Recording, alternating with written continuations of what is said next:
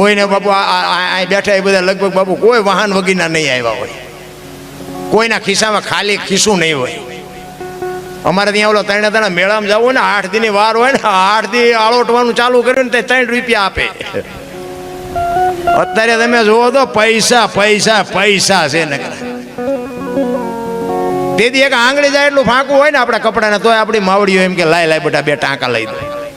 તો અત્યારે ફાટલા પહેરવાનું ચાલુ થયું. ઓલા જીન્સમાં તમે જુઓ માથા વ્યા જાય એવા પહેરવાનું ચાલુ. આ આપણી સંસ્કૃતિ છે.